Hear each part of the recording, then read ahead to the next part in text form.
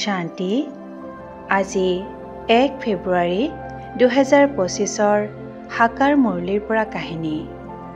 সাংসাৰিক জীৱনৰ বিভিন্ন ঘটনা প্ৰবাহে ৰীনাক একেবাৰে ক্লান্ত কৰি পেলাইছিল। কাতৰ হৃদয়েৰে ভগৱানক প্ৰাৰ্থনা কৰি কৰি তেওঁ যেন ভাগৰি পৰিছিল। শান্তি বিচাৰি তেওঁ মন্দিৰে মন্দিৰে ঘূৰি ফুৰিছিল। এদিন এনেদৰে ঘূৰি ফুৰোতে তেওঁৰ দুভৰি হঠাতে এটা ব্ৰহ্মাকুমাৰী সেৱা কেন্দ্ৰৰ সন্মুখত ৰৈ গৈছিল। অলপ দুধুৰ মুধুৰ ভাৱেৰে তেওঁ ভিতৰ সোমাই গৈ থিয় হ'ল। হঠাৎ ভিতৰত চলি থকা ক্লাছৰ পৰা এটা বাক্য আহি তেওঁৰ কাণত পৰিল।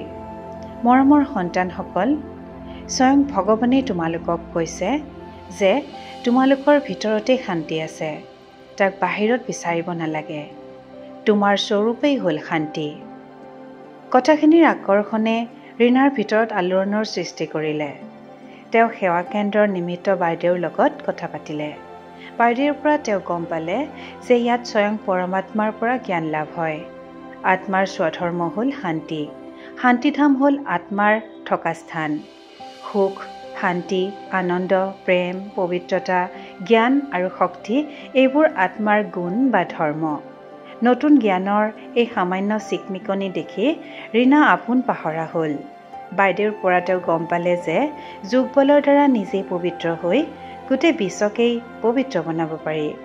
ৰীনাই বুজি পালে যে জ্ঞান আৰু যোগৰ দ্বাৰা আত্মপৰিৱৰ্তন ঘটাই নিজকে বিশ্ব সেৱাৰ বাবে যোগ্য বনাব পাৰি আৰু 21 জনমৰ বাবে হীৰাতুল্য জীৱন যাপন কৰিব পাৰি।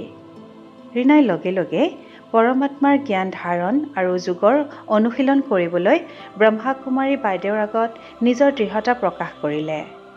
ওম শান্তি।